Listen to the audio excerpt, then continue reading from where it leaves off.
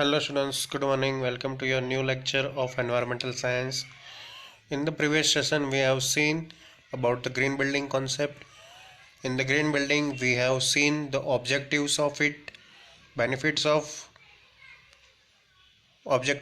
it and need of green building. Green building में मतलब क्या क्या ऑब्जेक्टिव्स थे, हमारा एम क्या था ग्रीन बिल्डिंग बनाने का, वो देखा था। उसके बाद हमने इंडिया की ग्रीन बिल्डिंग्स के मतलब एग्जांपल्स देखे थे कि कौन कौन सी बिल्डिंग्स अवेलेबल है। ग्रीन बिल्डिंग के प्रिंसिपल्स देखे थे कि कौन कौन से प्रिंसिपल फॉलो करके हम जो है वो ग्रीन बिल्डिंग बना सकते हैं। ओके, तो आज जो है वो हम कुछ गोल्ड या प्लेटिनम रेटेड वाली जो बिल्डिंग्स है ग्रीन बिल्डिंग्स उसे देखेंगे। ग्रीन बिल्डिंग को देखो सस्टेनेबल बिल्डिंग भी बोलते हैं हम। ओके, तो ये जो बिल्डिंग्स है वो हम देखेंगे कि इंडिया में ऐसी कौन कौन सी है जो मतलब प्लेटिनम रेटेड है, गोल्ड रेटेड है या सिल्वर रेटेड है। ओके, वो देखेंगे। फिर उसके बाद हम देखेंगे कि उसका बेनिफिट्स क्या है। ओके, उसका बेनिफिट्स ग्रीन बिल्डिंग या सस्टेनेबल बिल्डिंग्स का कौन कौन से सेक्टर पे पड़ता है वो देखेंगे। तो आइए स्टार्ट करते हैं आज का सेशन। देखो सबसे पहले फर्स्ट जो है वो है सुजलोन एनर्जी लिमिटेड पुणे। अब ये जो पुणे में बिल्डिंग है उसे जो है हमारे मतलब इंडिया के जो आईजीबीसी है, जो मतलब जो रेटिंग सिस्टम है इंडिया की ग्रीन बिल्डिंग के लिए, उन्होंने प्लेटिनम सर्टिफिकेट दिया है। ओके, अब ये प्लेटिनम क्यों दिया वो देखते हैं हम। Several accolades continue to shower upon Suzlon's global headquarter in Pune one earth. Okay, Pune में एक हेडक्वार्टर है सुजलॉन का जिसे वन अर्थ नाम दिया गया है। LEED certified it as platinum and it is built on an area of 10.13 acres.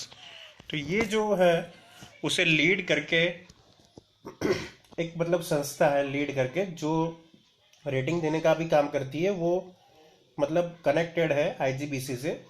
तो उन्होंने सर्टिफिकेट दिया है प्लेटिनम का ये बिल्डिंग को, सुजलोन एनर्जी लिमिटेड पुणे को। और ये जो बिल्डिंग है उसका जो मतलब बिल्टअप एरिया है, यानी कि जो जिस पे वो बिल्ट हुई है उसका एरिया है 10.13 एकर्स। ओके, तो अब सोच सकते हो कि ये कितनी बड़ी बिल्डिंग्स होगी। One earth can be counted as among the largest green building projects in India. Okay, ये वन अर्थ जो मतलब बिल्डिंग है उसे इंडिया की सबसे लार्जेस्ट ग्रीन बिल्डिंग्स प्रोजेक्ट्स पे शामिल किया गया है, यानी कि ये इंडिया के सबसे लार्जेस्ट ग्रीन बिल्डिंग है। ओके, इसीलिए इसको प्लेटिनम जो है वो सर्टिफिकेट दिया गया है by LEED authority connecting with IGBC rating systems. Okay, तो ये फर्स्ट है प्लेटिनम रेटेड वाली। उसके बाद जो है सिल्वर रेटिंग वाली वो है राजीव गांधी इंटरनेशनल एयरपोर्ट हैदराबाद। यानी हैदराबाद का जो इंटरनेशनल एयरपोर्ट है उसे भी मतलब रेटिंग दिया गया है silver. India's first greenfield airport is undeniably among the top 10 green buildings in India. Okay, देखो ग्रीन बिल्डिंग में एक एयरपोर्ट भी शामिल है जहाँ पे पूरे रनवेज और रनवेज के आसपास जो है वो ग्रीन फील्ड एयरपोर्ट जो है वो बताया जाता है। अब उसे ग्रीन फील्ड क्यों बोलते हैं, जैसे मैंने बताया कि रनवे के आसपास का जो भी एरिया है वो पूरा ग्रीनरी से कवर है। ओके, तो आप सोच सकते हो कि एयरपोर्ट के आसपास तो कितना मतलब खुला एरिया होता है, तो अगर वो सारा एरिया ग्रीन फील्ड में हम कन्वर्ट कर दे तो वो कितना मतलब अमेजिंग लग सकता है।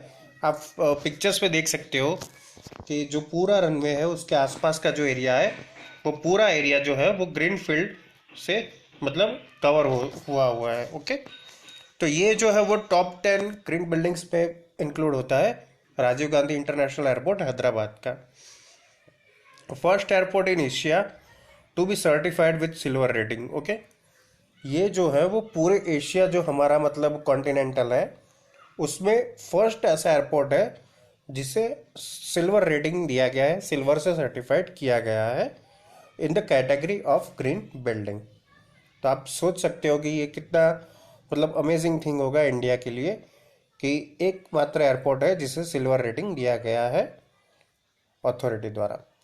This green building ensures optimal use of natural light and minimal wastage of electricity और एनर्जी कंजप्शन। अब ये बिल्डिंग जो है, ऐसा नहीं है कि ओनली ग्रीन फील्ड बना देने से इसको मतलब सिल्वर रेटिंग मिल गया है।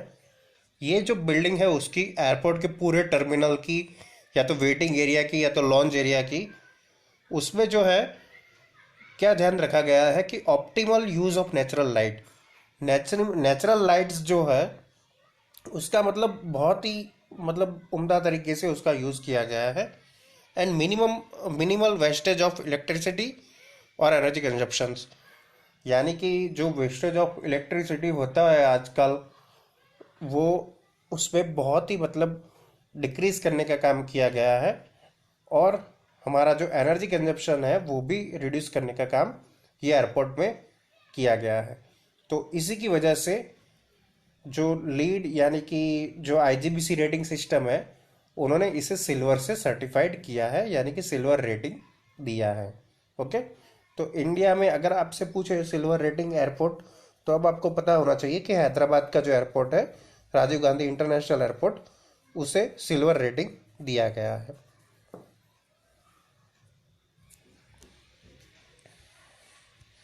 उसके बाद जो गोल्ड रेटिंग वाला बिल्डिंग है वो है नोकिया का गुड़गांव में। ओके, तो नोकिया बिल्डिंग जो है गुड़गांव में, उसे भी गोल्ड मतलब रेटिंग दिया गया है। आप देख सकते हो यहाँ पे कैसा ये बिल्डिंग्स है साइड में फिगर में। Gold rated building bye lead, तो लीड अथॉरिटी जो आईजीबीसी रेटिंग सिस्टम से है, उन्होंने नोकिया फैक्ट्री के कॉर्पोरेट ऑफिस को गुड़गांव में गोल्ड रेटिंग से सर्टिफाइड किया है। It's smart lighting, heat recovery wheel and high efficiency chillers make this office stand out from the rest. Okay, देखो अब इस पर क्या है कि स्मार्ट लाइटनिंग है, यानी कि स्मार्ट लाइटिंग यानी क्या कि जहाँ पर जितना यूज़ हो, जहाँ पे जितनी ज़रूरत हो, उतनी ही लाइट यहाँ पे प्रोवाइड की गई है। ओके, तो उस हिसाब से ऐसा करने से क्या होगा कि जहाँ पे मतलब लाइट की रिक्वायरमेंट नहीं है वहाँ लाइट वो कम रखेंगे, तो उससे क्या होगा, एनर्जी एफिशिएंट बनेगी आपकी बिल्डिंग, और जो नेचुरल लाइट है उसका भी मतलब बहुत ही भरपूर उपयोग ये बिल्डिंग में किया गया है। फिर उसके बाद हीट रिकवरी व्हील्स है। ओके, तो हीट रिकवरी व्हील्स यानी कि देखो जैसे मैंने बताया कि अगर आपका घर ऐसा हो कि मतलब विंटर के टाइम में वो मतलब हीट से कंप्लीटली फील रहे, और समर के टाइम में वो बहुत ही ठंडा रहे, तो वो आपके लिए बहुत ही अच्छा होगा। ओके, तो ऐसा करने के लिए जो हम यूज़ करते हैं उसे हम हीट रिकवरी व्हील्स बोलते हैं। वो घर को गर्म रखने का भी काम करता है, और गर्मी के सीजन में ठंडा रखने का भी काम करता है। And high efficiency chillers. Okay, heat recovery के लिए व्हील्स है और हाई एफिशिएंसी के लिए चिलर्स है। तो इससे क्या होता है कि ये जो ऑफिस है वो पूरी मतलब दूसरी कॉर्पोरेट ऑफिस से पूरी अलग बनती है। ओके, तो ये कॉन्सेप्ट जो है ग्रीन बिल्डिंग का अचीव किया गया है नोकिया द्वारा अपने मतलब अपने कॉर्पोरेट ऑफिस में गुड़गांव में, तो इसलिए उसको गोल्ड रेटिंग जो है दिया गया है। तो आपको अब पता होना चाहिए कि इंडिया के प्लेटिनम, गोल्ड और सिल्वर रेटेड बिल्डिंग्स कौन से, ग्रीन बिल्डिंग्स कौन से है। देखो मैंने बोला पहले ही कि आप उसे ग्रीन बिल्डिंग भी बोल सकते हो, सस्टेनेबल बिल्डिंग्स भी बोल सकते हो। तो एग्जाम में अगर आपको सस्टेनेबल वर्ड यूज़ किया हो तो भी आपको समझ लेगा कि ये ग्रीन बिल्डिंग की बात कर रहे हैं। तो अब आपके पास थ्री बिल्डिंग्स है। फर्स्ट जो है वो प्लेटिनम रेटेड, जो कि आपने आगे देखा, वो है Suzlon energy limited Pune. Second जो है वो गोल्ड रेटेड, वो है नोकिया गुड़गांव। और जो थर्ड है सिल्वर रेटेड, वो है राजीव गांधी इंटरनेशनल एयरपोर्ट हैदराबाद। ये तीन जो है उसके बारे में आपको पता होना चाहिए कि उसमें ऐसा क्या है कि जिसकी वजह से उसको रेटिंग दिए गए हैं। ओके, फिर अदर्स जो बिल्डिंग्स है इंडिया की, जैसे कि ये दो है वो नोकिया की है। उसके बाद ये जो बिल्डिंग्स है वो एयरपोर्ट की है, राजीव गांधी इंटरनेशनल एयरपोर्ट की। ये जो बिल्डिंग है वो सुजलॉन की है। ओके, तो ये सारी जो बिल्डिंग्स है, अदर सारे बिल्डिंग्स, वो भी जो है वो ग्रीन बिल्डिंग्स के हैं इंडिया के। Okay, different from other buildings. देखो अब ये जो मतलब ग्रीन बिल्डिंग बनती है वो डिफरेंट फ्रॉम अदर बिल्डिंग्स क्यों होती है वो देखते हैं। The design, maintenance and construction of buildings have tremendous effect on our environment and natural resources. Okay, यानी कि design, maintenance and construction of buildings have tremendous effect, यानी ये तीन जो फैक्टर्स है बिल्डिंग के, यानी कि बिल्डिंग की डिज़ाइन, उसका मेंटेनेंस कैसे किया जाता है, उसका कंस्ट्रक्शन कैसे किया गया है बिल्डिंग का, उसका ट्रिमेंडस इफेक्ट पड़ता है किसके ऊपर, हमारे एनवायरनमेंट पे और नेचुरल रिसोर्सेज पे। Green building is different from other buildings because it use a minimum amount of non renewable energy, produce minimal pollution, increases the comfort, health and safety of the people वो work in them. Okay, यानी green building क्या करता है कि वो अलग कैसे है दूसरों से, क्योंकि वो minimum amount of non renewable energy, यानी कि जो मतलब संसाधन है उसे हम मतलब रिन्यूएबल नहीं कर सकते, ऐसे संसाधन, ऐसे मतलब जो है उसका मिनिमम यूज़ करती है, जैसे कि इलेक्ट्रिसिटी। ओके, अब इलेक्ट्रिसिटी जो प्रोड्यूस होती है वो किससे होती है, ज़्यादातर कॉल से प्रोड्यूस होती है। अब कॉल हमारे पास उतना नहीं होता है जितना मतलब हम आगे भी चला सके, यानी कि उसका जितना हम ऑप्टिमम यूज़ करेंगे, जितना हम कम यूज़ करेंगे वो हमारे लिए ही अच्छा रहेगा। ओके, और वो जो ग्रीन बिल्डिंग्स है वो प्रोड्यूस करती है मिनिमम पॉल्यूशन। ग्रीन बिल्डिंग से मिनिमम पॉल्यूशन जो है वो एक्सेप्ट होता है and increases the comfort, health and safety of the people. Green building क्या करती है कि जो उस पर काम कर रहे होते हैं वो पीपल के कंफर्ट, हेल्थ और सेफ्टी जो है उसे इंक्रीज करता है। तो ऐसे वो ग्रीन बिल्डिंग्स जो होती है वो अदर बिल्डिंग्स से डिफरेंट होती है। It also minimize the waste in construction by recovering materials and reusing और रिसाइकलिंग डैम। ये जो है वो बिल्डिंग क्या करती है, कंस्ट्रक्शन का जो वेस्ट होता है वो कम करती है। कैसे, बाय रिकवरिंग मटेरियल्स, यानी मटेरियल की रिकवरी करके, कोई भी मटेरियल मतलब वेस्ट हो गया है तो उसे दूसरी जगह यूज़ करते, एंड रीयूजिंग और रिसाइकलिंग डैम। ओके, जो रीयूजिंग और रिसाइकलिंग करके हम ये सब जो मतलब हमारे गोल्स है वो अचीव कर सकते हैं। तो ऐसे जो हमारी बिल्डिंग्स है, ग्रीन बिल्डिंग्स, सस्टेनेबल बिल्डिंग्स है, वो अदर यानी कि कॉमन बिल्डिंग से अलग होती है। Increasing green buildings in India. Okay, तो अब जो टाइम आ रहा है उसमें जो मतलब हमारी ग्रीन बिल्डिंग्स है इंडिया की वो ज़्यादा बढ़ रही है। वो कैसे बढ़ रही है वो देखते हैं। Today more than 1053 green buildings as on April 2011, यानी अप्रैल 2011 के अकॉर्डिंग, यानी कि यह 2011 तक 1053 ग्रीन बिल्डिंग्स हैं, are being constructed all over India, of which 147 green buildings are certified and fully functional. Okay, तो अब आप सोच सकते हो कि 2011 तक 1053 ग्रीन बिल्डिंग्स थी, तो ये जो 9 साल में है वो कितनी बड़ी होगी। ओके, तो मैं आपको एक एक्सरसाइज भी देना चाहूँगा कि आप नेट पे सर्च करके ये ग्रीन बिल्डिंग इंडिया में अभी कितनी है और कौन कौन सी है उसका लिस्ट बनाएंगे। ओके, तो ये लिस्ट बनाएंगे तो आपको पता चलेगा कि कितने बिल्डिंग्स जो है वो 8 या 9 साल में बढ़ चुकी है। तो उसमें से जो 1053 में से जो 147 ग्रीन बिल्डिंग्स है वो सर्टिफाइड है by the IGBC rating system and वो फुल्ली फंक्शनल बिल्डिंग्स भी है। तो ऐसे जो है वो ग्रीन बिल्डिंग्स का कल्चर जो है वो हमारे इंडिया में बढ़ रहा है अभी। बेनिफिट्स ऑफ ग्रीन बिल्डिंग, अब देखते हैं बेनिफिट्स क्या होते हैं इसके। Buildings have a large effect on the environment, human health and economy. Building का सबसे ज़्यादा मतलब इम्पैक्ट पड़ता है एनवायरनमेंट पे, ह्यूमन हेल्थ पे और इकोनॉमी के। The successful adoption of green building development can maximize both the economic and environmental performance of the building. Okay, तो ये ग्रीन बिल्डिंग के एडॉप्शन से क्या होगा कि जो हमारा मतलब इकोनॉमिक एंड एनवायरमेंटल परफॉर्मेंस है वो बढ़ सकता है। ओके, देखो एनवायरमेंट, ग्रीन बिल्डिंग जो है उसे हम हमारे जो पॉल्यूशन हमने देखे, हमने लास्ट टाइम जो मतलब यूनिट्स में देखा कि जो मतलब एनवायरनमेंट में पॉल्यूशन भी बढ़ रहा है, या तो फिर हम उसे ग्लोबल एनवायरनमेंट इश्यू भी बोल सकते हैं। तो ये जो ग्लोबल एनवायरनमेंट इश्यूज जो है उसे मतलब कम करने के लिए ये ग्रीन बिल्डिंग का बहुत बड़ा मतलब इम्पैक्ट है। ओके, अगर आप समझ सकते हो कि कोई भी कंट्रीज है वर्ल्ड में, सारी कंट्रीज जो है वो अभी डेवलपिंग है। मतलब 10% कंट्री को छोड़ के 90% कंट्रीज जो है वो कंस्ट्रक्शन इंडस्ट्रीज पे डिपेंडेंट है।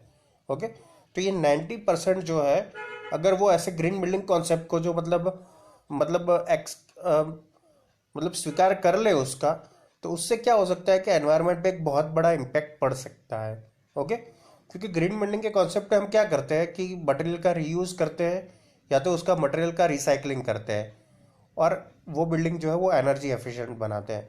तो उससे क्या होता है कि एनवायरनमेंट पे बहुत अच्छा इम्पैक्ट पड़ता है। और ये जो इश्यूज है अभी ग्लोबल एनवायरनमेंट के, ग्लोबल इश्यूज जो है उसे हम कंट्रोल कर सकते हैं by means of this green building. देखो, सबसे फर्स्ट है एनवायरमेंटल बेनिफिट्स। तो एनवायरमेंटल बेनिफिट्स में क्या है? Protect biodiversity and ecosystems, improve air and water quality, reduce waste streams and conserve natural resources. तो ये सारे जो है वो एनवायरमेंटल के बेनिफिट्स हैं आपके ग्रीन बिल्डिंग के। उसके बाद जो है वो इकोनॉमिक बेनिफिट्स है।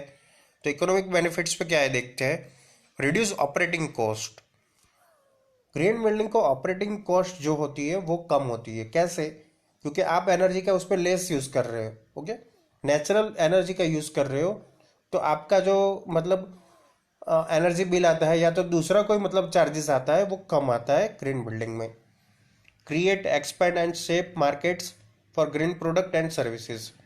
ओके, तो इससे क्या होता है कि ग्रीन बिल्डिंग यूज करने से create expand and shape markets for green product and services, तो उसके लिए ग्रीन प्रोडक्ट के लिए एक मार्केट खुल जाता है। तो उससे क्या होता है कि आपसे इंस्पायर होकर दूसरे सारे भी ग्रीन बिल्डिंग्स जो है वो बनाना चाहते हैं, तो उससे इकोनॉमिक बेनिफिट भी होता है। Improve occupant productivity. जो ऑक्यूपेंट ग्रीन बिल्डिंग यूज करता है उसकी प्रोडक्टिविटी बढ़ती है। ओके, जैसे कि नोकिया ने एडॉप्ट किया ग्रीन बिल्डिंग, तो उससे क्या क्या होता है कि वहाँ जो काम कर रहे हैं कॉरपोरेट में, जो मतलब बंदे काम कर रहे हैं, उसकी प्रोडक्टिविटी बढ़ती है। तो वो प्रोडक्टिविटी बढ़ने से क्या होता है, इन टर्म्स पे इकोनॉमिक बेनिफिट किसे मिलता है? कंपनी को ही मिलता है। जैसे सुजलॉन देखा हमने, तो सुजलॉन जो है वो वहाँ पे वर्कर के लिए ही वो बनाई होगी। ओके, तो वो वर्कर वहाँ जो काम कर रहे हैं उनकी हेल्थ अच्छी रहेगी और उनकी प्रोडक्टिविटी बढ़ेगी। तो इंटर्न बेनिफिट किसको मिलेगा? वो कंपनी को मिलेगा, उसको इकोनॉमिक बेनिफिट मिलेगा। ओके, तो इसीलिए जो इम्प्रूव ऑक्यूपाइड प्रोडक्टिविटी है वो भी ग्रीन बिल्डिंग से हो सकता है। उसके बाद है social benefits. Enhance occupant comfort and health. Occupant की मतलब कंफर्ट और हेल्थ बढ़ सकती है। Heighten aesthetic qualities. एस्थेटिक जो मतलब ब्यूटी है वो भी इंक्रीज हो सकती है। Minimize strain on local infrastructure, यानी लोकल इंफ्रास्ट्रक्चर पे जो स्ट्रेन होता है वो कम होता है। Improve overall quality of life. Overall quality है जो सोशल मतलब है बेनिफिट्स, उसमें ऐसा है कि ओवरऑल क्वालिटी ऑफ लाइफ जो है वो इम्प्रूव हो सकती है by means of this green buildings. तो ये सारे जो बेनिफिट्स है वो ग्रीन बिल्डिंग्स के हैं। यहाँ फिगर से बताया कि एनवायरनमेंट भी अच्छा रह सकता है ग्रीन बिल्डिंग से, इकोनॉमी में भी अच्छा असर पड़ सकता है, और सोशल जो मतलब कनेक्टिविटी है वो भी अच्छी रह सकती है by means of this green buildings. Affect on natural resources. अब नेचुरल रिसोर्सेज पे क्या इफेक्ट रहता है वो देखते हैं। According to surveys conducted in 2006, 107.3 million acres of total land area is developed, which represent an increase of 24% land covering green buildings over the past 3 years. Okay, तो 2006 के जो सर्वेज है उसके हिसाब से 107.3 मिलियन एकर्स जो टोटल लैंड है वो डेवलप हो चुकी है। वो क्या बताता है कि 24% इंक्रीज बता रहा है land covering green buildings over past 3 years, यानी कि पिछले 3 साल में, यानी कि 2003 से 2006 तक 24% जो मतलब लैंड कवरिंग है वो ग्रीन बिल्डिंग से हुई है। In terms of energy, buildings accounted for 39.4% total energy consumption and 67.9% of total electricity consumption. Okay, यानी बिल्डिंग्स की वजह से जो मतलब एनर्जी का मतलब यूज़ होता है, कंजप्शन होता है, वो 67.9% में से 39.4% हो सकता है by means of green buildings.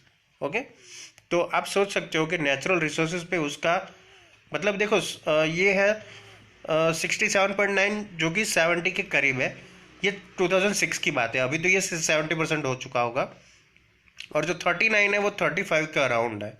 Okay, यानी कि पूरा आधा मतलब 50% बेनिफिट जो है वो नेचुरल रिसोर्सेज को हो सकता है by means of bye means of sustainable building और ग्रीन बिल्डिंग्स। तो इसीलिए जो है हमें ग्रीन बिल्डिंग्स का कॉन्सेप्ट जो है वो जितना हो सके उतनी जल्दी इम्प्लीमेंट करना चाहिए। यहाँ पे एक मैंने ग्रीन बिल्डिंग का एक फिगर आपको दिखाया है, एक पिक्चर आपको दिखाया है ग्रीन बिल्डिंग कैसे होती है। ओके, जैसे कि ये मतलब आपका पूरा घर है जिसपे ये बेडरूम है, नीचे लिविंग रूम है, यहाँ पे स्टडी रूम है, यहाँ पे वेंटिलेशन है, यहाँ पे रूफ है, यहाँ पे प्लांटेशन है, यहाँ पे प्लांटेशन है और यहाँ पे दूसरा घर है। ओके, तो यहाँ पे देखो जो एरोस दिखाए हैं आपको वो मतलब ग्रीन बिल्डिंग के हिसाब से दिखाया है। जैसे कि ये कोर्ट यार्ड का एरिया है, आगे का एरिया है। तो जब समर सीजन होता है तो सन जो है वो यहाँ से मतलब एक्ट करता है, तो मतलब नेचुरल लाइटिंग जो है वो लिविंग और बेडरूम में बहुत ही अच्छी तरह से आती है। ओके, और विंटर में ये डायरेक्टली होता है कोर्ट यार्ड के ऊपर। ओके, तो मतलब नीचे के साइड भी विंटर में इजीली लाइट जो है वो अवेलेबल रहती है। फिर वेंटिलेशन के लिए देखो यहाँ पे रूफ लगाया है, तो स्टडी रूम जो होगा वहाँ भी वेंटिलेशन होगा, यहाँ भी वेंटिलेशन आपको मिलेगा।